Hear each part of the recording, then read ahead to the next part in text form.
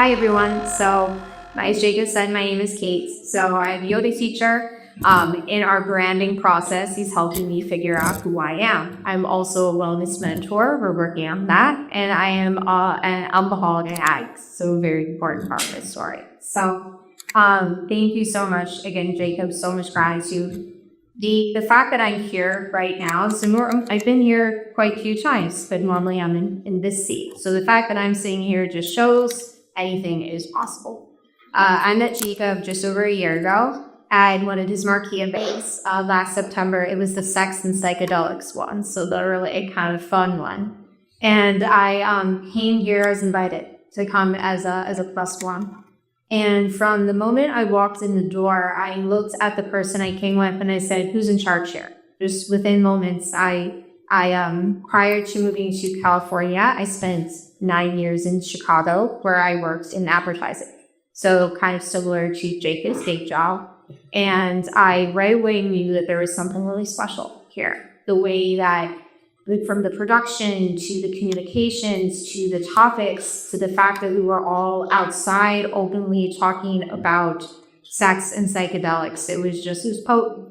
And I met Jacob that night, and again, we've been very, very close friends ever since. And I always say we kind of have a kindred energy. You meet those people and you are trying to do the same things in life. So it's an honor to be here with him. As he mentioned, he's been helping me with my website. Like that has been my branding. I'll sit in that room with him a lot. Sometimes, he'll work with like a car wash company where the offering is very simple. My offering is me. So we've cried, we've laughed, we've really gotten deep. And through sharing, Jacob, looked at me one day and he said, "Kate, other people need to hear this story." And that gave me the courage to be here now. So again, just thank you, Jacob. Situations like this are also deeply healing for me.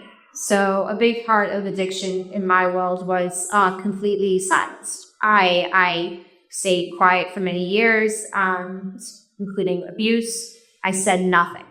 And so to be able to coherently put together thoughts, stand in front of a room of people and openly share those thoughts is again, powerfully healing. So thank you for these opportunities. Let's see, even last night I was talking with Hannah Jo about what the offering was. So I've been here before where there's been lots of kind of more the bright, shiny objects. So people from LA, shamans, all this more exciting facts and credentials and things. My offering, my medicine is quite humble. So in thinking about getting a share or lead or a talk or an interview, the first thing that I came to was recovery meetings. So that is my experience. That is how I know how to get in front of a group and talk. So that is how the structure of this evening is going to go. So an important component of a recovery meeting is I will give a lead, and there would be ample time at the end for everybody to go around and get shares and things like that. This is my first time doing something like this, and I talk a lot, so I don't really know how the timing is going to go. I encourage each of you. There's no interviewer here. You guys can be the interviewers. If there's a question that you have, if you're feeling called to even share something yourself, please feel free to do so. Just raise your hand and let me know. This is meant to be inspiring and collaborative, so please feel free. I think the other thing is I want to be a resource. So addiction is something that touches almost everybody. Almost everybody knows somebody who's gone through addiction, whether it be a relative, a family friend. I want to be somebody you can ask questions to. So even if not in public forum, I share information. Please feel free to reach out because sometimes we just have these questions that we don't know who to ask.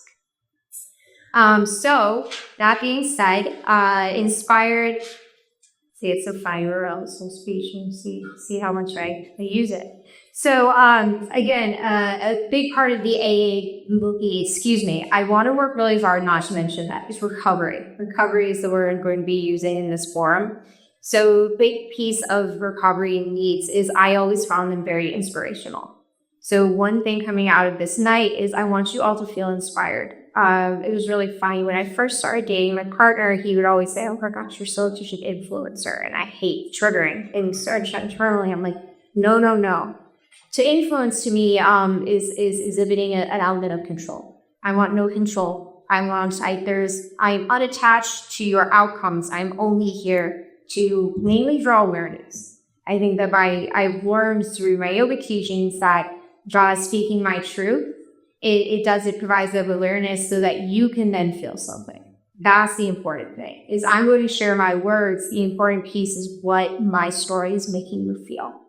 And I invite each of you to feel those, sit with those, process, be with the feelings, help you become better aware of yourself. Because to me, that truly is the lesson. Is we'll talk about beginning, I'll talk about at the end. But when it comes to this world of psychedelics, and the reason that I can even be here today, Jacob and I are friends, is because my healing journey was a journey to get to know myself. I've had tons of people in my life trying to tell me what to do. People who are asked, enrolled, not always unsolicited advice. And doctors, professionals, healers, friends, family. And I think the biggest piece I've taken away is that all now is nothing more than advice, right? There's nobody else in this world at this point that could tell me about me more than me. And that is the story that I'll tell today and how I got here. So the lesson is to know yourself. My story of getting to know myself began in the summer of 2019. So right before the pandemic, I was 30 years old, and at that time I was living in Chicago, Hawaii. So yoga, wellness, none of that was in my life. I early worked out. I didn't have time. I was working, 60 hours a week. I was very much part of the machine. It is a very ego-based industry too. So again, kind of just this disconnect where I was. But again, kind of broadening the scope to what got me to that summer. So our childhoods impact how we are, as much as I wanted to not admit that. It's the truth. And my childhood, when I look back on it, the word I now use to describe it is confusing, conflicted. Your conflict, quite often we think fights, and mine was much more subtle. So I grew up in a way where everything on the outside looked quite nice, but everything behind closed doors was very hard. And just trying to reconcile that, again, even as a small child, I remember having so much gratitude for everything that I had, but then still just, closing the door and being scared and lonely and all of those. My parents divorced when I was less than 1 year old. So that was a big kind of piece of it. The divorce was, they'd been together for 8 years. They had me, they split up. My mother had postpartum. This was before this 88, before they really knew that postpartum was a thing. And so right away, I'm flown into these two parents, a highly emotional mother and a highly logical, rational father, lawyer, started his own business. That's who he is. So right away, my world was kind of pulled apart in this very, highly duality system. I learned it very early on. That structure stayed in my life. My father, successful, as we define success, power, money. My mother, emotional, messy, lots of ins and outs. So that kind of dynamic was introduced to me very early on.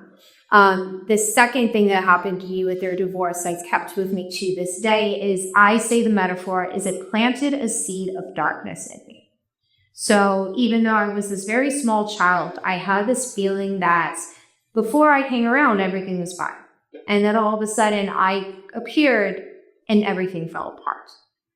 Both my parents remarried, and so I had two step-parents very early on who did not like me. So now all of a sudden, I also had these two step-parents who are not a fan at 3 or 4. And so again, it just reinforces, I was like, okay, well, our parents have to like me. They had me. These other people don't have to like me, and they don't like me, so there must be something wrong with me. I spent the first 10 years of my life in Memphis, Tennessee. My home base, where all of my family is, in Michigan. So that first 10 years was almost kind of a little bit of a vacation. My main I had 2 abusers in my life, and I am highly aware of the fact in this moment as I say that there is a camera on me. This is not necessarily these safe little contained rooms I'm used to sharing in. And I use that word very intentionally.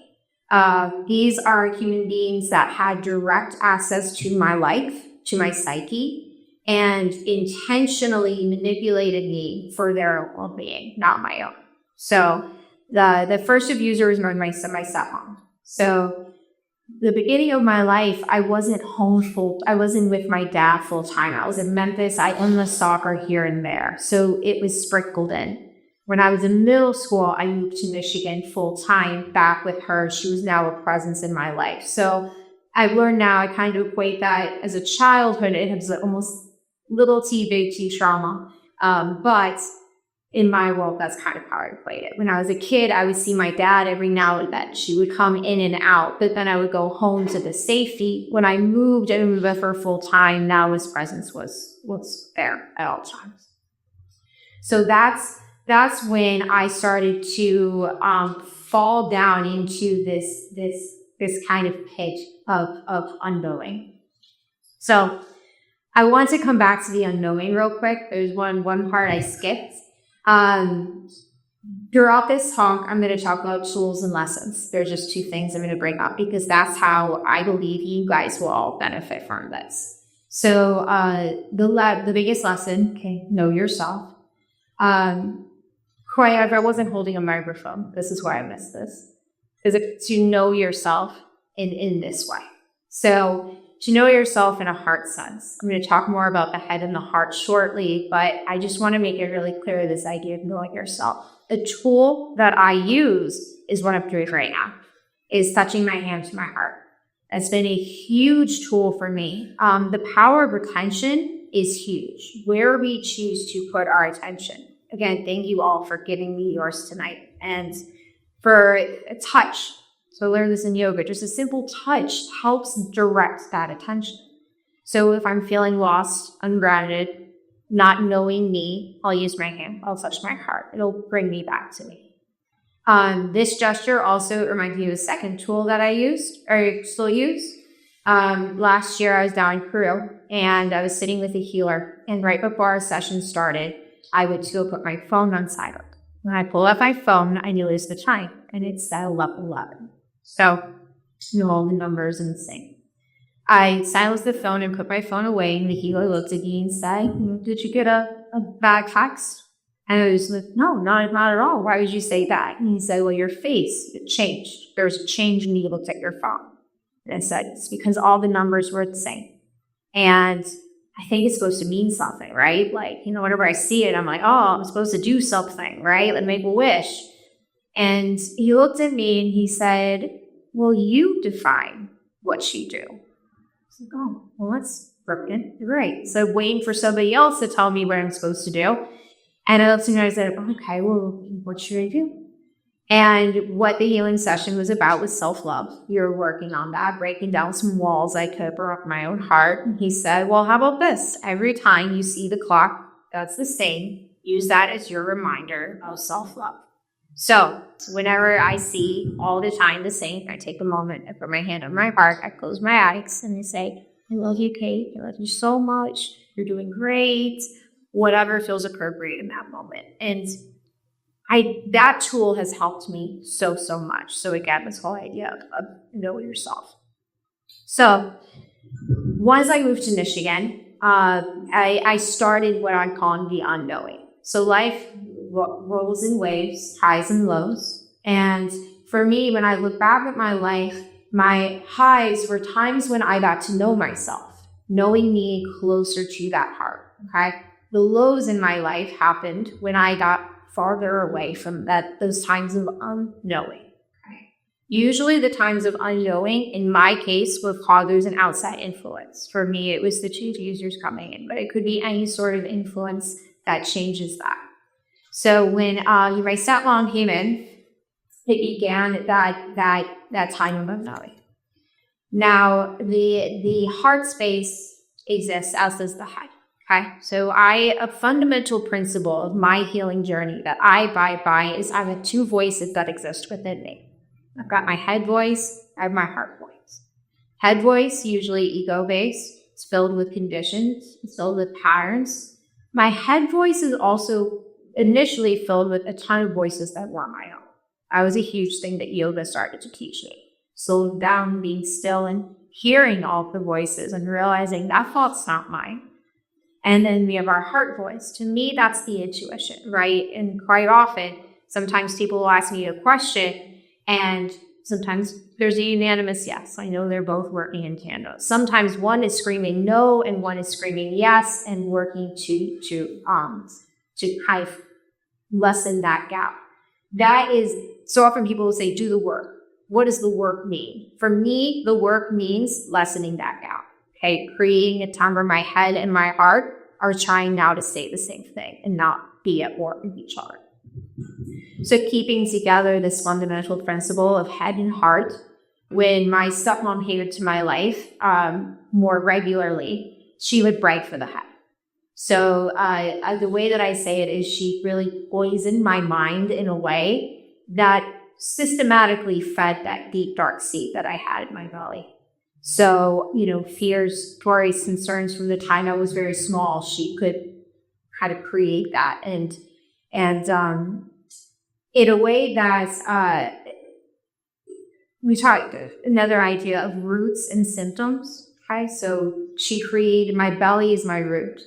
And the addiction is a big symptom, but I want to talk quickly about another symptom that happened when I was in high school. I was even texting with my mom last night, and she didn't even realize the extent of this, which is crazy to me. But now, I learned somatic. So somatic, we hold traumas in different parts. Looking back, mine was all about. It was physically, as a child, just remember being curled over, constant belly pain. When I was in high school, I got food poisoning. And I remembered feeling so sick, right? Just, you feel terrible. And then you threw up and you felt great. And all of a sudden it was this release.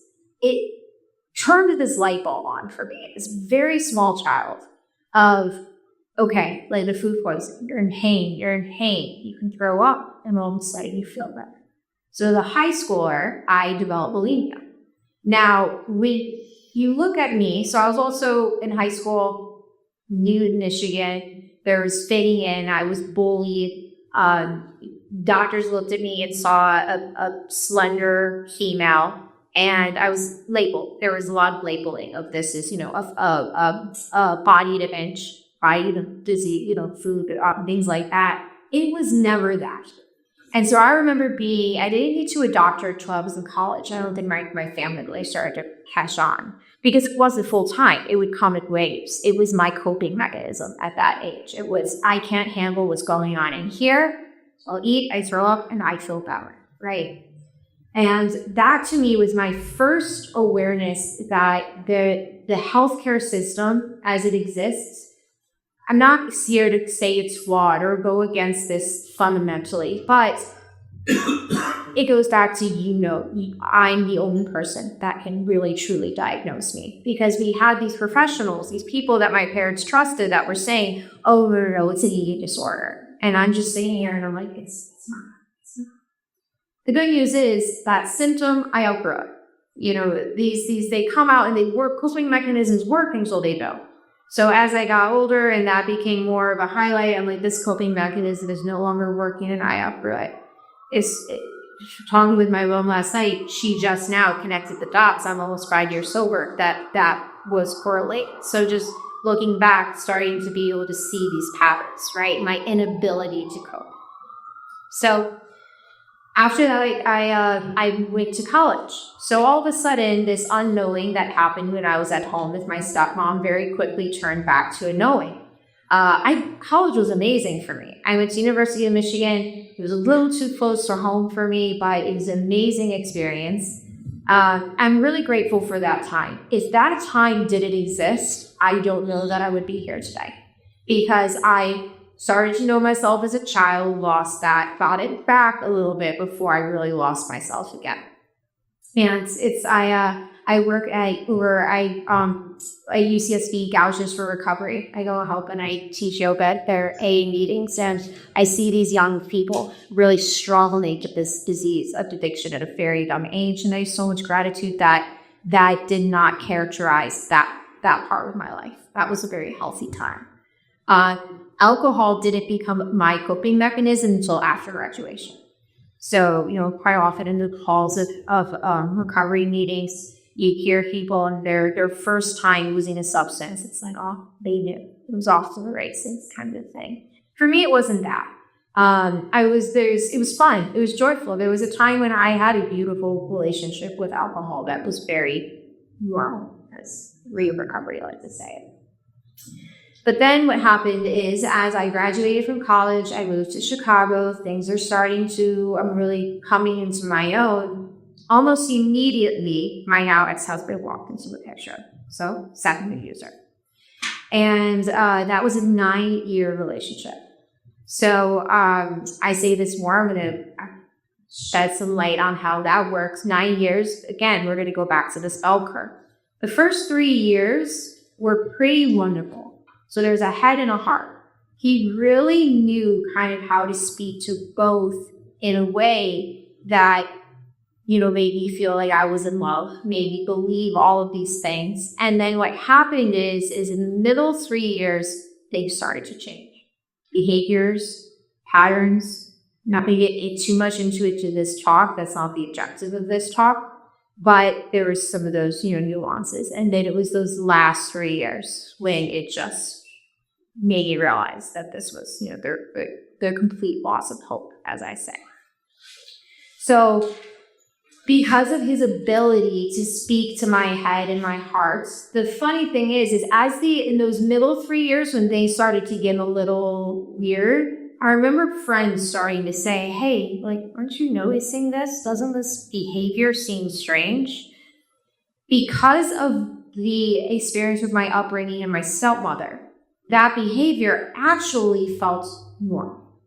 So whereas most people were like, oh, this is weird, this is a red flag, this is a reason, I actually found myself leaning into the behavior a little bit. Not because it made me feel good, but because feeling bad felt familiar. So it was this mix of the toxicity of the dynamics of our relationship, people pleaser, born, code L's, and narcissist. So we had that very high codependent style relationship. So, and the way that it works is I've always said growth is not linear, right? It's a beautiful metaphor to help us remember we're not on this straight escalator. Downfalls also rarely are linear. So I followed him down this very winding path, one that was very confusing, filled with hope and loss, until eventually I got so far down the path that I looked up and I couldn't even see the light anymore. And so it was in January 2018, towards the end of that relationship, while on my honeymoon in Tokyo, sitting at a restaurant, looking out the window, that I decided to take my life. That was when I said, I can't be here anymore. I can't do this. We went on our honeymoon 4 months after the wedding. We got married in August. We had this amazing trip around the world, a month and a half off work, beginning in Tokyo, Thailand, Maldives, Abu Dhabi. I mean, something that sounds magical, something that sounds like a dream. But I sat there in that moment and just realized this dream trip was nothing more than a nightmare, and that there was no waking up, and that there was no way out. But at that point, and one more other notes. Something that I think is also important, I want to give my voice to, is the legal binding nature of a wedding. I think the world that I was in back in Chicago, so I'm to a Big Ten school, sorority fraternity. I had my 30 best friends. We're all doing the same thing. We're bachelorette parties, bridal showers. It just felt like a box I was checking. In no point in that, despite the fact that my father is a lawyer, at no point in that did I ever really truly realize while you're drunk at this party that you're signing a certificate that is binding you to this other person. So I think the 4 months post-wedding, as I prepared to go on the honeymoon, it became abundantly clear to me that I had unintentionally sided away any power that I had. And I think that loss of power was really a huge piece of when I got to the trip that I had that unknowing, I was far away from myself as I could possibly be. And there was really no coming back, even with basic autonomy over my own life. A story I'll share, an example. I remember a time topic. I remember at that time I was on an IUD, so form of birth control that back in 2017, I was told that the birth control IUD lasted around 5 years. It's now come out that this birth control lasts around 8 years, which thank goodness. So he, as part of that whole part of my life, my asset had essentially reached out to my boss at my advertising agency and told him to fire me so that I could become housewife, as he wanted me to be. I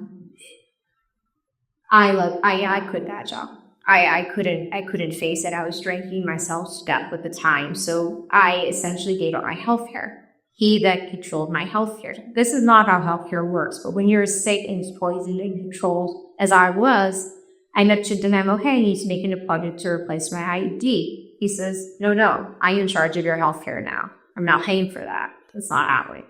So I, again, experienced it very real time, this complete loss of control over things like our body. So that's just an example of just loss of power I had that got me to the point of needing to get to the point where I wanted to essentially end it all. So I was already using alcohol to numb. Okay, it was already, alcohol had already started to become a coping mechanism in a lot of ways. When addiction runs in my family, this is my own focus group of Kate. This is not based by science. This is based by me and the years I've spent in recovery rooms and in rehab and in outpatient therapy, which I'll get to in a moment. I believe really two things need to be in play to be thrust into the terrible disease of addiction. One, there's the genetic component. So I believe there's that physical piece in you. I have tons of people who've had terrible, horrible things happen to them, and they don't have that piece. And the second piece is there's the trauma. There's the thing that happens that flips the switch. As I said, I drank for many years just fine. And then this is the time when it all changed. The trauma changed everything. So looking back now, it was a very, very clear switch. When I was there's another reason why I'm sitting here talking about all of this. We didn't talk about any of this in my family. Okay? My family also had a history of addiction. My grandfather died of the disease. My grandmother. When I was in high school, my uncle passed away. I actually had to read down this story, and I'm really glad I'm going to share it right now. I remember when my uncle passed away, I asked my dad, and I said, how did Uncle Matt die? And my dad just said very simply, he drank himself to death. What does that mean? As a high schooler, I'm drinking yourself to death. And my dad I remember him getting very flustered and he's like, stop asking questions. He just drank until he died. And that voice, that line stuck in my head until that moment. Just drank until he died.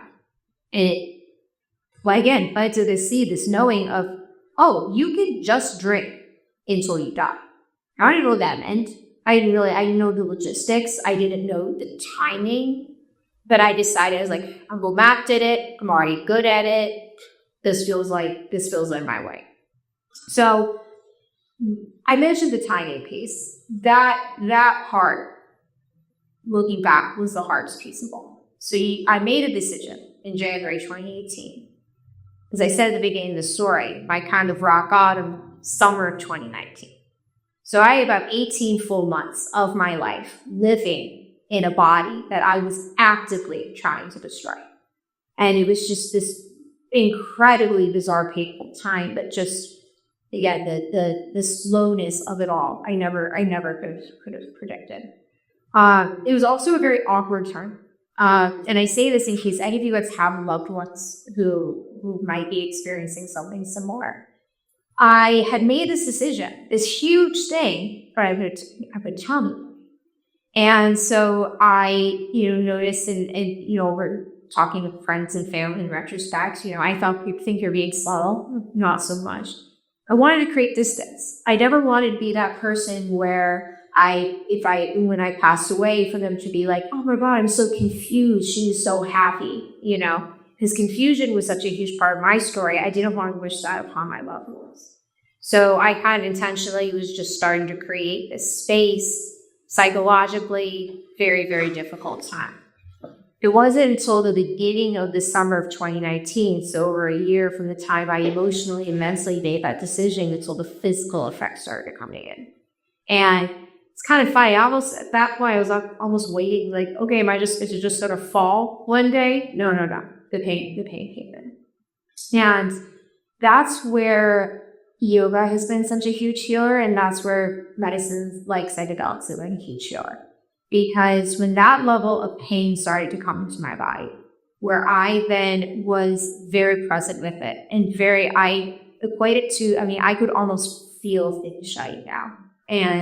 But yet, I had to pretend like everything was okay. So here I am on the outside, oh, things are fine. Let me just run to the bathroom, vomit my guts out, come back, and present a meeting, if you will. That was when cocaine came into my story and became a huge part of my, the concoction that I was using to end. So say alcoholics and addicts, because at that time, again, I couldn't get enough of that. The alcohol was doing what it was supposed to do. I could feel it shutting me down, but I was at this disconnect between kind of part two, because nobody could know that I was ending it. So I was trying so desperately to use the drugs to keep myself functioning and productive. I didn't know how long I thought this was going to go on, while the alcohol was kind of doing the opposite. There was a time in June of 2019 where I felt myself getting really ill while I was in a meeting. I dismissed myself from the meeting. We had these, Old Bean Mater, big advertising agency, lots of offices. They had these rooms called mother's rooms where mothers could go pump. So there were no windows. And I went to one of these rooms, and I knew at that time that the end was going to come through something called delirious tremens, or DT. So essentially, you go into a seizure state. I've done enough research at this point. You go to a seizure state, and that's when the end comes. So here I am in the middle of a meeting, in the middle of a Tuesday in June. And I go into the room, and I close the door, and I could feel the seizure starting to come on. In that moment, I sat, and I remember what I just did everything in my body I could imagine to do to try to keep the seizure back, to try to hold it at bay. And the way I kind of describe it is I kind of swallowed it down. That night, it became clear to me. I was like, okay, it's coming. It's here. And I had so much fear. And I looked up recovery. Like, is there a way out? Because I also knew that withdrawing, if I stopped drinking, I could die. I was at this no man's land, right? It was kind of, they say a lot of people, like, once you jump, it's like, oh, I wish I hadn't. That's how I felt. I felt like I'd already jumped. I felt like there was nothing I could do. I had a universe moment where I worked in an office building. In the same office building was a recovery, an outpatient clinic. And I left work. It was the middle of the day, and I walked into their office, and I said, I need to be here. And I sat down, and they did a full eye of me, an intake, if you will. And they said, we can help you. We could do this. We need to send you to deep. They gave me this whole plan. And I remember for this moment being like, oh my God, jump. And I wanted an exit strategy. Somebody's handing me one. The kicker was, at the bottom of the plan was the bill. And the bill was around, healthcare is expensive, around $3,000 or something dollars. Now, the interesting thing is I was working. I had a career in advertising. I was making $100K a year. I had that money. But As part of the abuse, my ex-husband came for money. So the money part in the power dynamic, that was his. So the structure he created was that he controlled all the money. Well, you control money, you control a human. So despite the fact that I had an amazing job and I worked hard and I had money at my disposal, I didn't have access to $3,000 to essentially buy my life back. I got home that night and I looked at my ex-husband and I said, listen, I think I need to go do this. I was just in tears and he said, I need this money. I need to essentially go save my life. And he looked at me and he said, I guess you're going to have to call your parents. And in that moment, as soon as he said that, I knew I was going to die. And that's what I felt. That was my no. Because he knew, and I would rather die than go to my parents at that point and just come clean. And he knew that. So that story is so corny because I think hope is such a critical component of any healing journey. And that moment was the moment that I lost hope completely. I had it for a little, I struggled to find it, gone. So after that, it's just a complete and utter loss of hope, almost loss of self. So at that point, I'm now free falling. Okay, I pressed the self-destruct button. There was nothing that was going to save me at this point. Now, when you think of waves, there's a pivot point. All it takes is a singular moment to create that change. Things are going one way. That's why the word intervention, right? You're intervening with the direction of the energy. So I, again, was heading for a free fall. My ex-husband was going to save me. My friends were doing everything they can. God bless them. But again, it's hard. There's only so much you could do. My erection, the thing that saved my life was my brother. And my brother and I had a great relationship. But he's also not, my best friend. It's not, if I had to look back and be like, who's the person who's going to save you? I don't know that I would have thought it was him. So again, an important lesson in all of this kind of, our angels are everywhere. Somebody might be there, might not even realize it's here. And the way that it happened is my brother, the cracks started to show. I was holding it together as much as I could, but based on these stories, the seizures, the cracks were starting to show. My brother and I was on the phone with him, and he hung up the phone, and he said he got this feeling. The head was like, oh, Kate's just being crazy or this, but he's just hung up the phone, and I just knew I couldn't talk myself out of it. He got in the car, he drove to Chicago from Michigan to get me, and drove through the night, through God's me, and got me in the car to look at me and said, I used to take you to the hospital. I didn't even know what to do. You weren't a human. So picks me up from the care of my now ex-husband, takes me to the ER. As I get to the ER, my mom was now called. Oh God, here she comes. A story I was mentioning to Heike Jill before we started. Hi. Oh, I realized something. I want to finish this story. Apologize, I lost the train of thought. My Uncle Matt, the one who died of alcoholism. My whole family were big Western folk. All from over there. My aunt escaped to this beautiful town. She married a cowboy many years ago. My uncle, in the face of his own addiction, came out to Santa Barbara in an attempt to heal and create that second chance. In the recovery world, there's something we call geographics, where you're in a state and you're over a state, a physical state, or a state like Michigan. And you say, okay, if I move, everything will be okay. Let's use me as an example. I need to see in the sun. If I go to California, everything will be okay. Well, where you go is right where you are, right? So, my poor uncle, the fell victim to that, came to Santa Barbara to heal, and this is where he passed. And the reason I bring it up is because I'm going to talk in a minute about the universe and how I believe so deeply in the universe is my higher power. I don't believe coincidences. So here's one that really made me believe. When I've been here for now almost 5 years. A few years ago, I randomly just Googled my uncle's name out of it. And Matthew Wysocki, Santa Barbara. His last address was on the exact same street that I live on right now. Yeah. And I have felt that now so many times through this church. So there's just so much, energy there. But either way, I get to the hospital. So I'm out in the hospital, and I have very few memories of those few days, very few. But what I remember crystal clear is I was just now I'm in the hospital and I'm now cut off from my source, from my alcohol. So the withdrawals are starting to set in.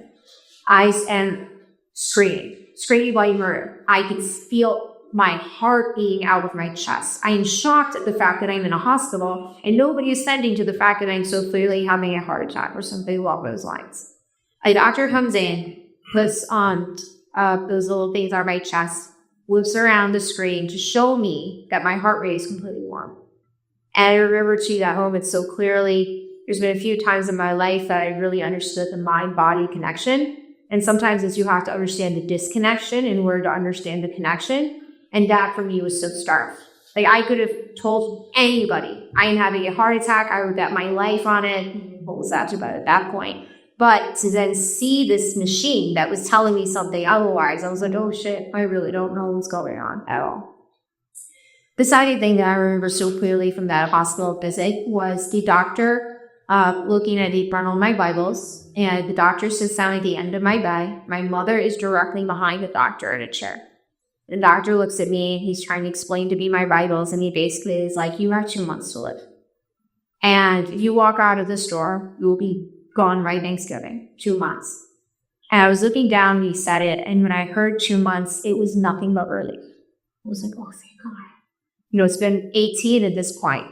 It's coming. And I just remember going, thank God. And then looked up over him, and I saw the look on my mother's face. And him saying 2 months to me, that gave me so much relief. You could just see opposite in her. I've never seen her eyes so big, the fear. And it was, and again, I was fully ready. He's like, 2 months, great, okay.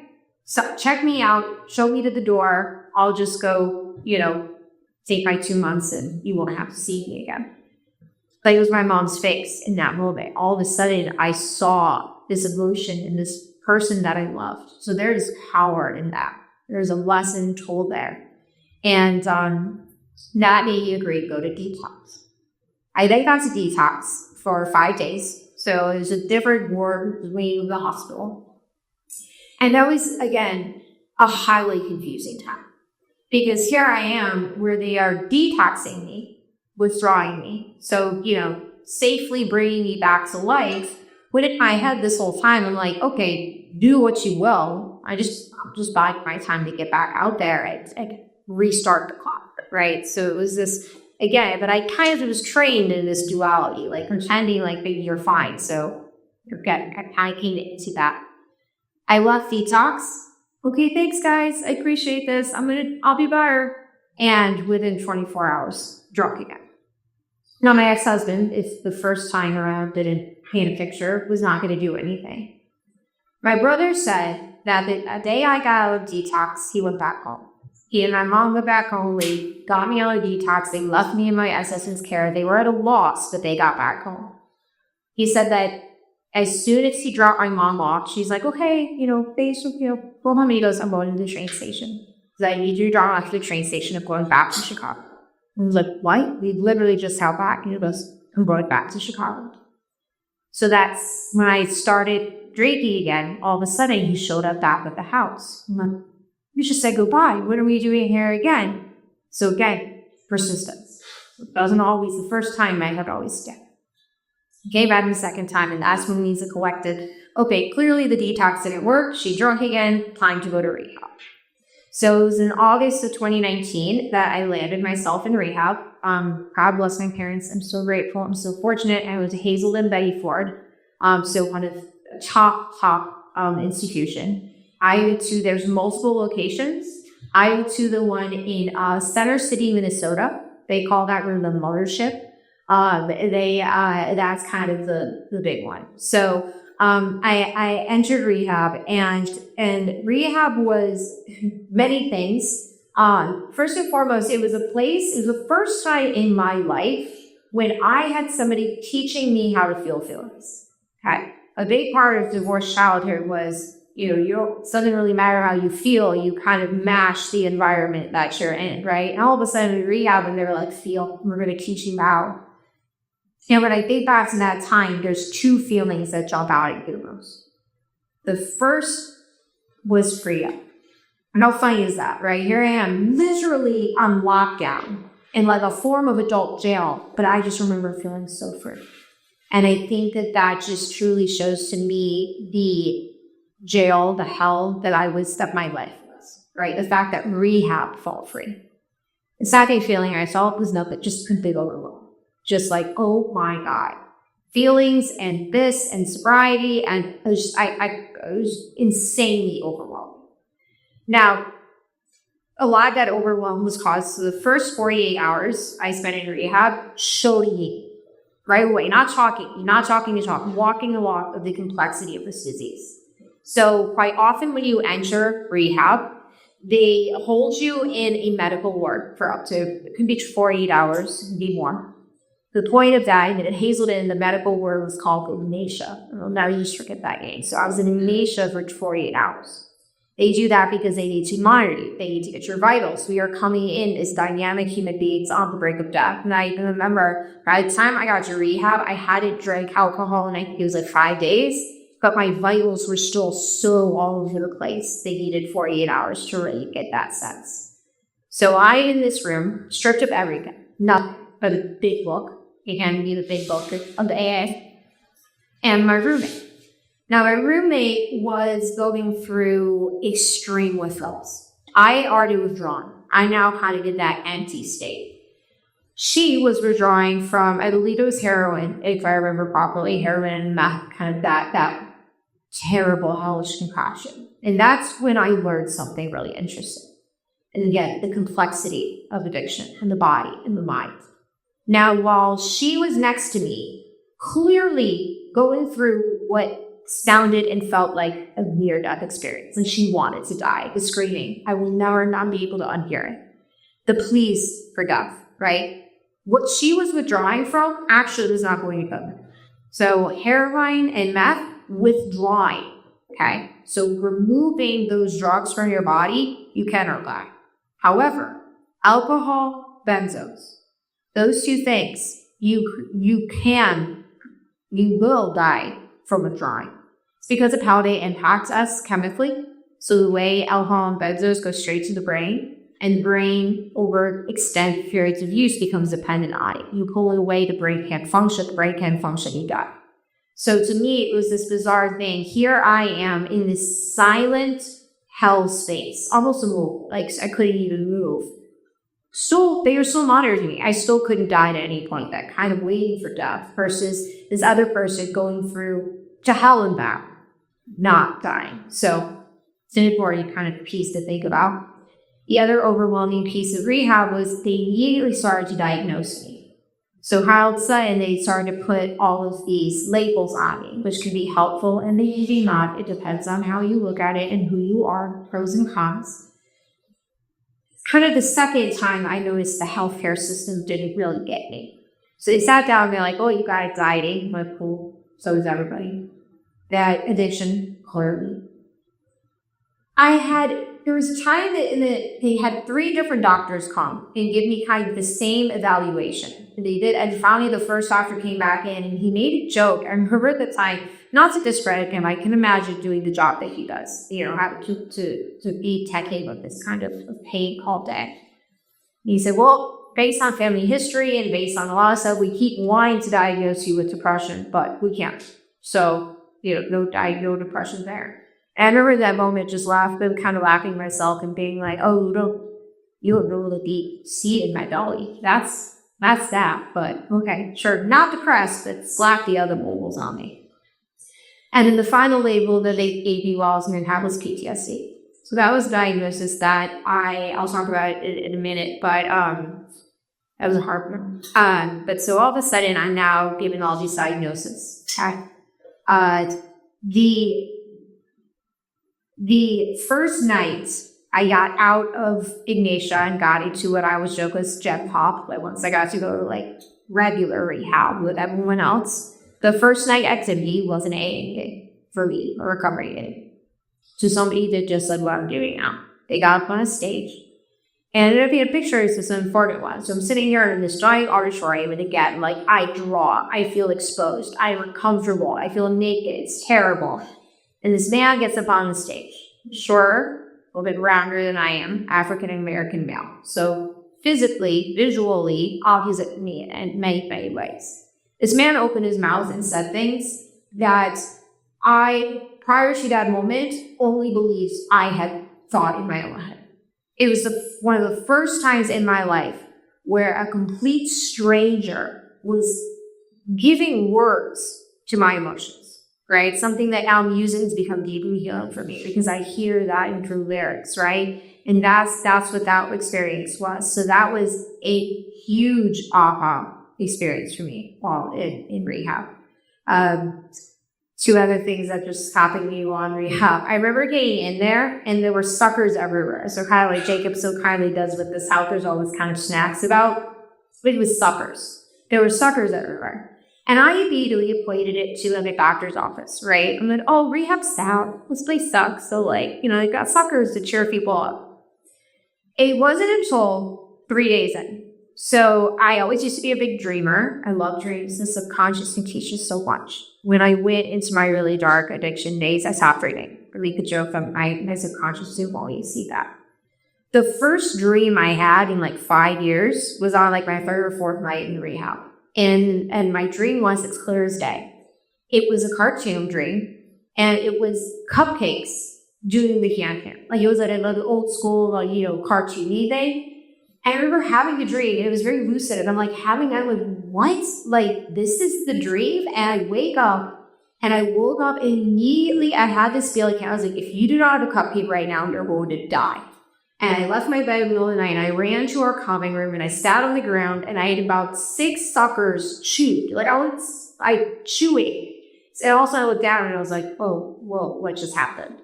And it's because, so just so you, again, this is just so you are aware of how you feel is going through any of this. Alcohol, very, very high in sugar. Well, all I did doing was consuming alcohol. And so at this point, I was doing the sugar withdrawals. So all of a sudden, those lollipops that I thought were this like cute little thing became very, very real. The other thing that made it real was I spent my 31st birthday in rehab. There's something about spending a birthday, like I think I was willing to make it to my 31st birthday, right? It's like, and then all of a sudden you're there, and it's just this very sobering experience for me. So, rehab was also hard, just like detox, because I'm going through the motions, but I'm so wanting to die, okay? So, like, they're treating my symptoms as they needed to, but that root still exists. So the second thing in rehab that really kind of started to speak to that whole self-annihilation piece was there's one day I had a really hard session. So instead of going to the normal group, my counselor was like, you can just stay back from lunch and watch a movie. I was like, oh, this is great. It's like when you're a kid and you're like sick. The movie they put on was Brene Brown, and she was giving a talk about the gifts of imperfection. So one of her really famous books, right? None of those ideas had ever been presented to me before. Prior to that moment, perfection was the only way. And so it was the second time where all of a sudden the idea of healing was introduced to me. So prior to that moment, this idea that, again, they free fall, they best.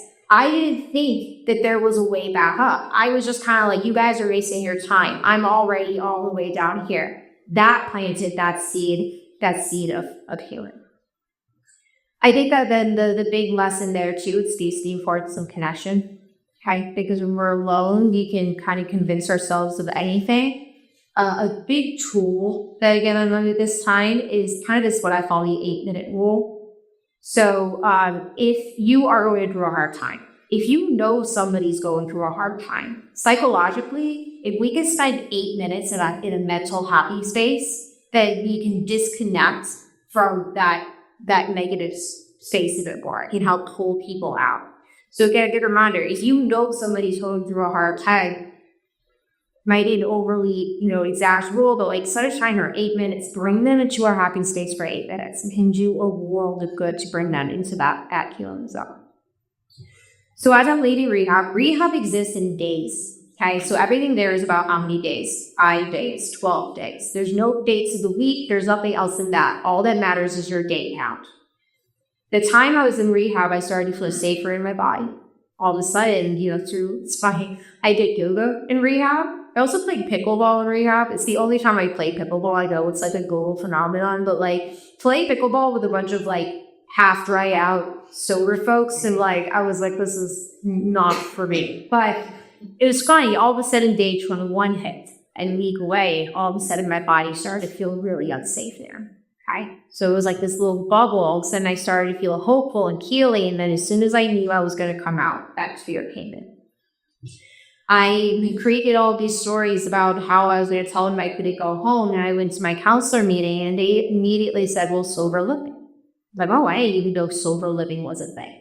So we have rehab, which is far away. It's a full-time place. It's usually maxed out at 28 days. Okay. Sober living are houses that exist all over.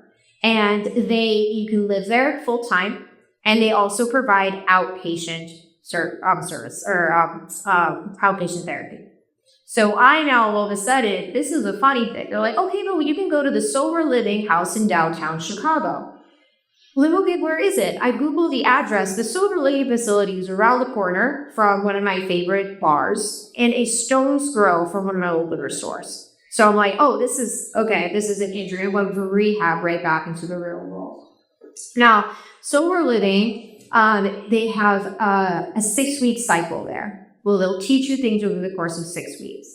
I stayed in sober living for 6 months.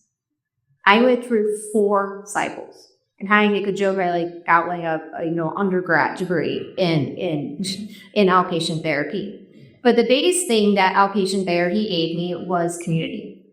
So for the first time in my life, all of a sudden I had a whole group of people that felt just like me, that were willing to encourage to sit and talk about everything. I spent all day, all of a sudden now, talking about feelings and things that I had never been allowed to talk about. There was a doctor there, his name's Zach.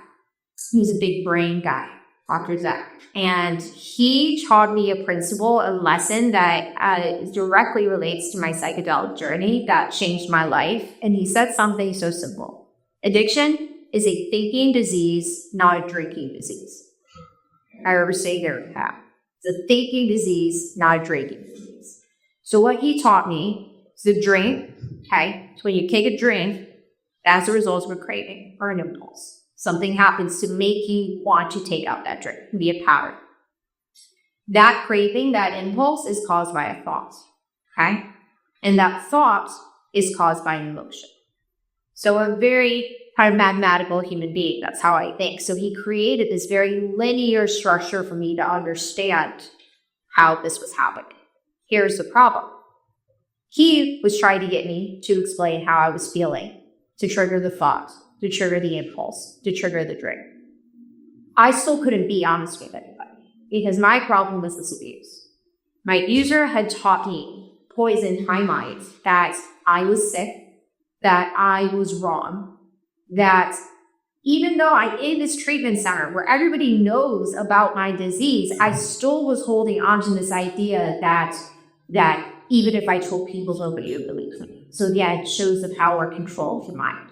So now I have this doctor who's basically demanding for me to be honest, and I have this pattern, this condition that I'm holding on to that I can't be honest. If I'm honest, people will leave me, and it will be my downfall. The universe came in and helped me in that moment. There was right when I got to sober living, my ex-husband had a big friend who was having a wedding down for, okay?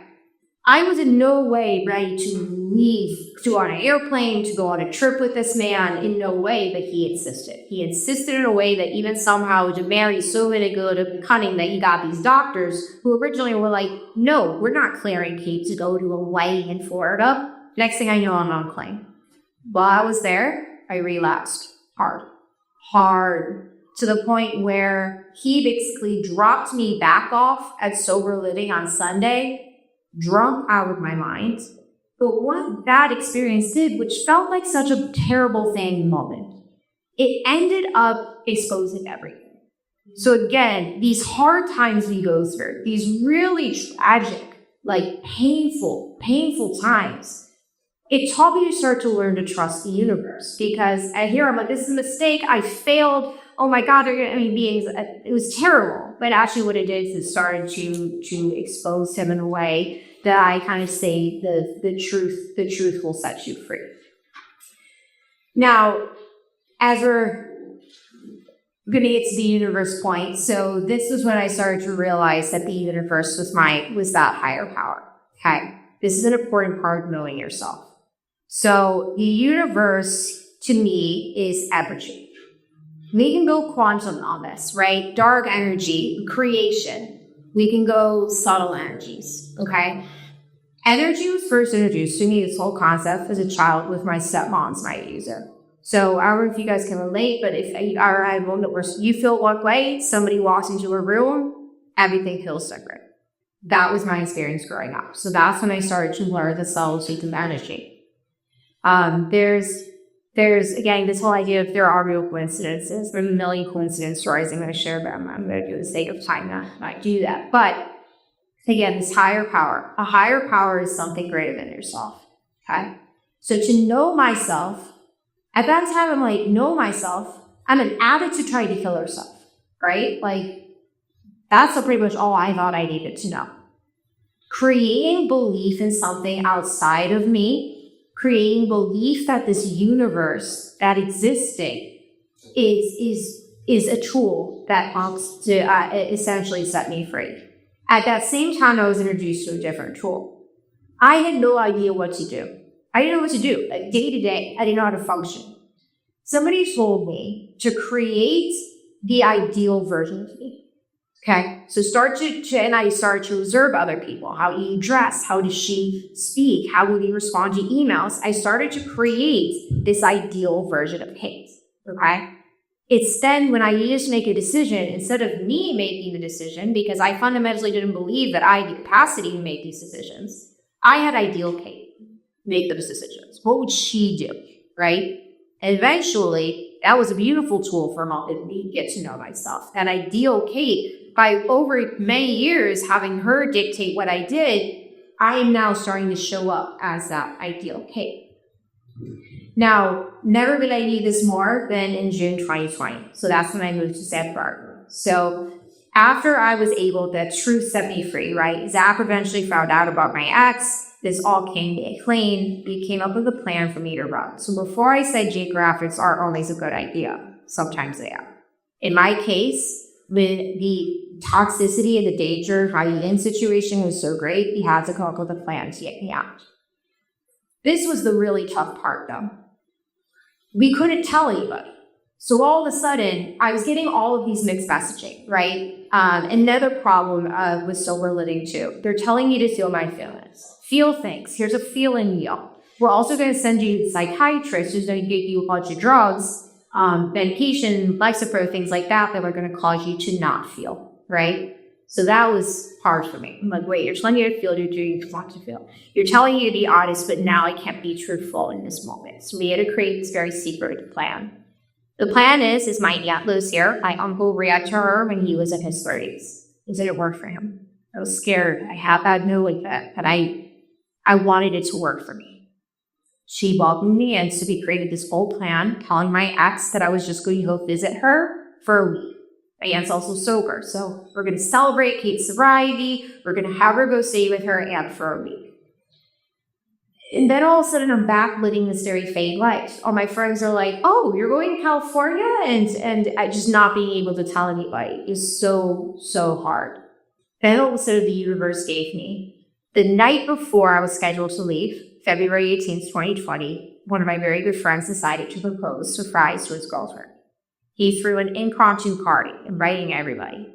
So all of a sudden, the night before I was scheduled to leave, I had an intimate gathering of all of my best friends, which gave me the opportunity to share in that moment, which is really, really powerful for me. So yeah, I say this because even when we think that things aren't working out in our way, I started to learn to trust that the universe was giving me all of these little outlets. So I made the move. I came here. I lived with my aunt in San Ynez Valley for 4 months. That was where was when I landed here. We came up with the whole plan to tell my ex-husband that I was divorcing him. That was really hard. That's a story for another day. It took me a year to get that divorce finalized. But as I was going through all of that, I had this beautiful little nest, 4 months, San Ynez Valley. I'm kicking olives. I'm like swimming in the pool, riding the horses, going through, again, heaven, going through the hardest end of my life. June came and I have to move to Santa Barbara by myself. This was when I took my healing journey into my own hands. This was when I stopped letting anybody else tell me what I needed to do to heal. At that time, I was addicted to cigarettes. Okay, so imagine being in Santa Barbara being addicted to cigarettes. It's just no smoking town. I mean, here I am, like working my jobs, like going to like smoke a cigarette. So shameful, so shameful. Another problem I think with some of the healthcare system, I picked up smoking and sober living. That community that I mentioned before that was so healing, double-edged sword. There's duality there, right? So everybody smoked and everybody was okay with it. Cross addiction, handing one for the other. So 2020, I was just in survival mode. Still trying to get divorced, smoking, highly dysregulated. Oh, and there's a pandemic going on, right? I'm completely alone. Again, the universe. Now, in 2021, I started to heal in the sense of I quit smoking. I started to regulate the nervous system, but I noticed that I was still deeply sick. I was unwilling to accept any of my diagnoses beyond addiction. Okay, so there's a phrase called dry drunk. Dry drunk means that you are sober, you are not drinking, but you are not working any sort of spiritual function. Okay, so you're not tending to any of these maladies, right? Now, addiction I could accept, there was no question. It was almost a punishment, right? It was a fundamental part of who I am. The things that I couldn't accept were PTSD, because to me, I was not a veteran, right? I was not somebody who had gone to war. I did. Everything I did was my own fault. How could I possibly have PTSD? I didn't have suicidal tendencies because I failed. I don't know why, but I was like, oh, no, I'm not suicidal because I didn't kill myself. Even though I spent 18 months plus trying to kill myself, I disconnected from that. And then anxiety, everybody has anxiety. So I used to treat that. I just discredited it. So for the entirety of 2021 and for the first half of 2022, I was absolutely miserable. I had no coping mechanisms. I quit smoking. I quit almost everything. Because at that point, I'm like, well, where do I draw the line? Caffeine, sugar, sex. I had no intimacy at all. I was literally like, the way that I phrase it is, if you put me on a desert island, okay, and it was that I would have no form of withdrawal. Like the experience of the withdrawal and the rehab was so intense for me. I was like, I need to just have nothing to touch. So while I did that as an exercise to prove to myself that I could for a year and a half, I can tell you all right now, I was absolutely fucking miserable. It was terrible. So it was, at this point, I could feel my mind shutting down. Okay, I'm alive, but to what end? It did not feel sustainable. I knew if I stayed this way, I was going to just end up back as I was. That was when I made the decision to start to travel. Traveling got me out of my head, got me out of my space. Now, in the past 2 years, I've gone to 9 countries. Every time I go to a country, I land and I say, how do you heal here? What is your way to come back to center? I went to Bali for 2 months and I went ready for the universe to take me. I was like, basically my apartment signed over, my car was ready to be given away. And I got there the second night I was in Bali, I had another dream. I dreamed about Ledbetter Beach. So I also say this because you can't just look for the signs you want to look for. To really trust in something like the universe, you have to be willing to see the good and the bad.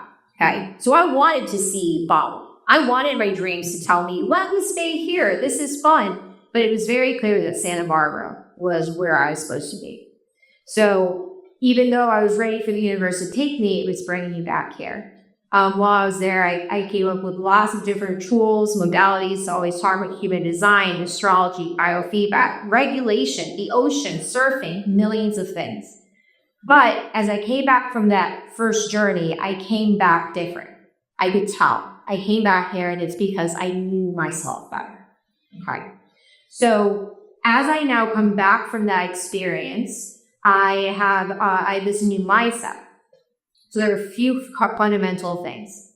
One, I had this connection to my feelings. Okay. I knew that I was uncomfortable. Two, I was now aware of all these tools I had because I wasn't using any of them. I knew caffeine would wake me up. I knew sex would give me intimacy. I knew I could use these things, but I wasn't using them. So I was aware of my feelings. I was aware of the tools. But what's that journey and every touch point of my healing journey up until that moment had taught me is the answers are inside of you, right? Know yourself. So now I came back fully equipped for the first time in my life to start experimenting with these tools in my capacity. So there are 4 medicines I'm going to briefly talk about right now, all of which naturopathic that I leaned into. First one, marijuana. That one is very hard for me to say out loud. Actually, that wasn't as hard. I don't know why. There's a lot of stigma and shame around that one. In my recovery world, marijuana impacts the brain in the same way that alcohol does. So there's a lot of fear behind that word. However, this is my story with marijuana. As I started observing and talking to people, they were using it to treat anxiety. Like, this is a thing. Okay? There's recreational uses, but there's also anxiety use. When I first started taking using marijuana, it was during times of high anxiety. And oh my God, it worked. It brought me back to the center. Well, there's an addiction piece of me. There's an addiction piece of that drug. I noticed I wasn't necessarily always using it with the proper intention.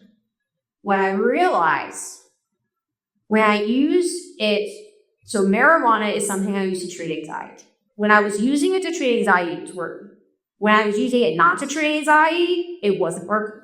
It was causing other problems. If I was calm or social and I smoked, then all of a sudden it thrust me into anxiety, right? So getting really that, and this is an insight that took me 2 years to master, okay?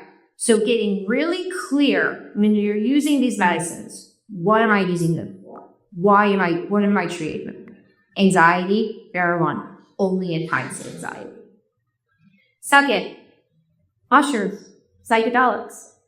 The way that I say that mushrooms or psychedelics impacting me is they helped flip this internal switch. So head and heart. Prior to using mushrooms, my head, a mess. Muggy mind, chatter, could not turn this thing off, could not get a clear thought through, could not hear my voice amongst the crazy, okay? And then that heart, it was kind of this anxiety, this as I said before, is like a pilot light. Like even when the switch was off, there was still this murk, okay? The other side too, I also would, because the mind was so busy, there was also this element of brain fog in there too, okay? When I took mushrooms, all of a sudden that chaos in the heart stilled. And the fog and the voices kind of cleared and lifted. And it gave me this access to me, to that knowing, right? All of a sudden, I got direct line to a knowing that I had never experienced before. Now, there's, again, that addictive component to me. So I did it very intentionally. I worked with groups. I have a woman who was a mentor who helped teach me all of the different aspects of the medicine before I started engaging. I was 3 or 4 sessions with her before I ever even took with her. Prior to that, first time I ever took mushrooms was at Wysocki. Okay, so fun, yay. Everyone else was drinking, I wasn't. It was recreational, it was beautiful. But once I started to bring it down into this very intentional healing space and work and be clear and be with the body and the biofeedback, this is something that really started to change my life. It also gave me creativity.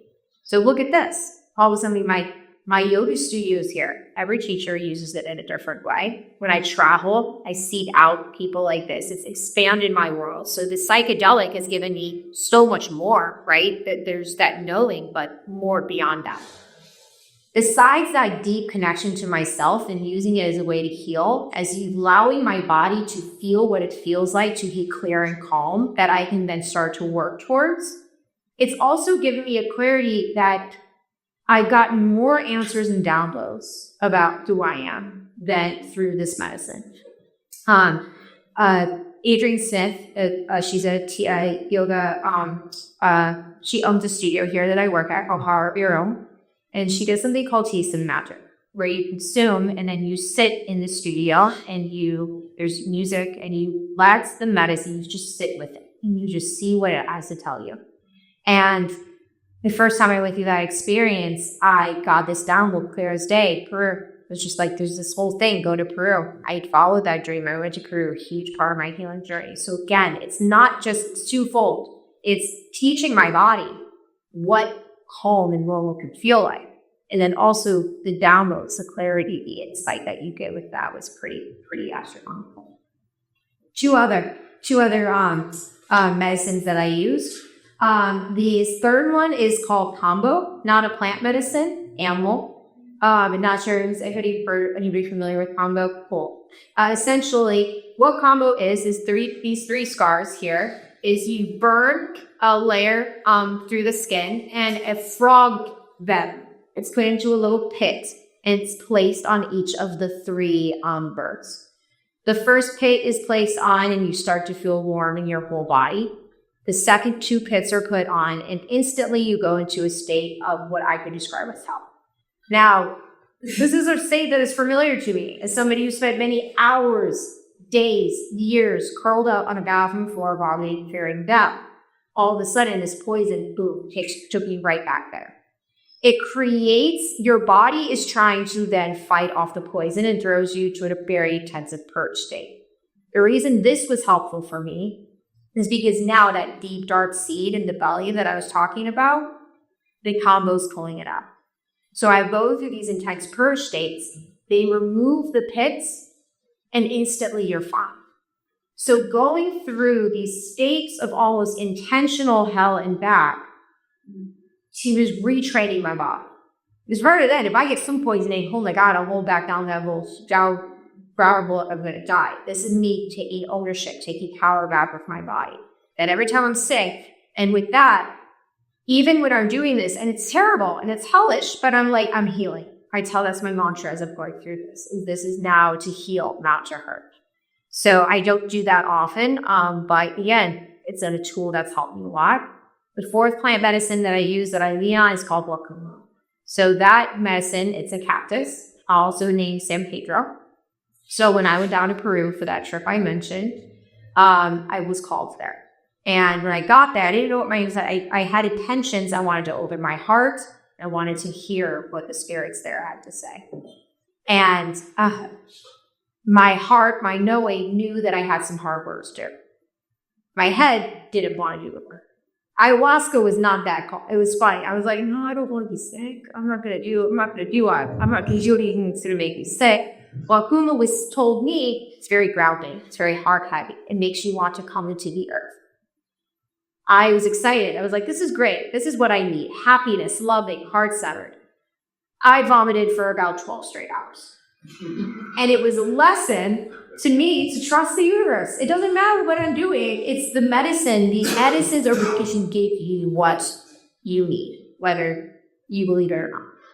So here I am, all happy to have this beautiful experience, and it rocked me. And it was hard, and it was a lot to come back from. Second time I took Wakuma was here in Santa Barbara. So Wysocki, one of the studios I work at, did a retreat last spring at a private residence where they served fat medicine. So here I am now surrounded by my peers, by my community. Before I was down in South America, nobody I know was anywhere near it because I could have this whole experience. So I all of a sudden, the next thing I know, was sitting in a circle. I'm handed the cup. I see the liquid. I smell the liquid. And oh my God, the fear comes back.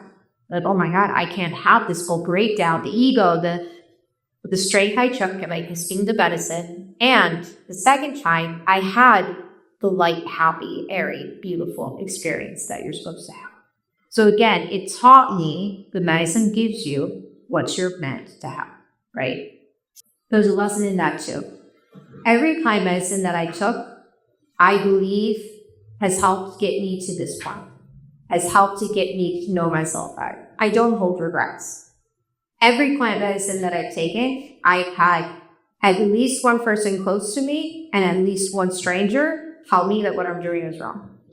That has been a huge part of the experience. Everybody's not a cheerleader. When those people came up to me and told me that what I was doing was wrong, I got very clear on the feeling that I felt. It was not shame. It was not shame whatsoever. When they told me what I was doing was wrong, I felt triggered, but it was more of a protection. It was more for the first time now. That's cute that you can tell me, when I know so deeply in my heart. And that was a huge switch for me. It's not this, somebody's coming to me and telling me I should do something, and I'm like, oh my God, you're right. I know I'm so full of shame. I now know that the growth is happening, that the change is happening because I am having somebody from at me challenge what I'm doing. And for I'm standing stomper, I'm digging my heels down and saying, no, but this is truly what I know. So, coming up on this takes us to this present moment. And that's why I'm here, because these medicines have changed my life. I maybe would have gotten here eventually, 10, 15 years, but I do believe there's an accelerant to that, my willingness to engage. And in this present moment, so in February, I'll be coming up on 5 years of sobriety from alcohol and cocaine, from my drugs of choice I used to end my life. 5 years has been 5 years. Thank you. It's a big number in my world. There's phases to recovery. There's times like pink cloud. You first get sober and you feel great, right? All of a sudden, you're starting to rebalance. And then usually what happens after a few months, you crash, right? There's things called pause, post-acute withdrawal syndrome, where the mind fog. I couldn't remember conversations happening, right? So there's this huge, it takes a long time for the body to really recalibrate. But they say about 5 years. If you've hit 5 years, I don't know all the stats, but your odds of lifetime recovery will way up. So really coming up on that. But I think what I can say now here in this moment is I truly, my heart and my head are now speaking in complete alignment with my thinking of that. It's 5 years. It doesn't sound, there's no discrepancy here. It's like, yes, you did a great job. Yes, you did a great job. So whereas I'm sitting here now, I'm realizing that this healing journey, I know myself better than I ever have. I'm happier than I've ever been. And again, I'm filled with hope because I know that healing is possible. So I think that's, again, the big message I want to leave here is I thought that there was no way out. I felt that there was annihilation was the only way. For so long, I kept trying. But healing is possible, physical, emotional, mental. So thank you all so much for coming here to hear this story. I know time is precious. There's a little thing I saw the Bill Gates documentary. He's Bill Gates. He has infinite resources, this man. And they asked him, what's your biggest annoyance or regret? He says, I had access to everything, but I had the same number of hours in the day as everyone else does. So it's something I grapple with. I almost lost my life. Now time feels so precious and like a gift. So thank you for your time and for being here with me. And thank you to you, Jacob, for inviting me. And anybody, I know we're at 8. If anybody has anything to share or ask, you can come talk to me. I'll hang out for a little bit. Questions? Does anybody have any questions? I have a question about your recovery. So it sounds like you've gotten closer to your brother, talked with an experience. Sounds like you probably got close to your mother and brother did experience. Like, have you ever, has anybody ever confronted or shared with your stepmom, like how it affected you, your childhood? It's a great question. So, where I am at right now in my journey is I have a strict no contact, no access policy to any WIT users. So my ex-husband, I It's taken a lot, but I've worked to create that barrier. Stepmom's a little bit trickier, right? She's still married to my father. Well, I cut off my relationship with my father a few months ago. So that was really difficult. You only get one death. And family is so important. And I worked really hard to sit with the magnitude of this decision. But where I'm at right now is I'm still vulnerable to those energies. And I've a lot of strength. But standing up to a human being who's cut me down from birth, she came into my life when I was 1 year old. I'm not there yet, in no way. To the point where the reason I cut off my father is we had a group therapy session where I basically said to him, is like, I need you to need to talk about this. I used to make the joke, he's a turtle. As soon as anything uncomfortable happens, he just disappears and just clams up and just will not talk. Child of alcoholics. He has his own trauma and damage that he hasn't got good time to. But I just say all of this because, sometimes we can fix things. And maybe one day I will. But full honesty, where I'm at right now, I'm weighing more about protection. And I moved across the country from my family for a reason. I'm here for almost 5 years, and I have now truly a new family. So I've lost them. I'm in the pot and breathing. I'm losing. There's pieces actively now. Thank you so much, everybody. Again, always reach out. I appreciate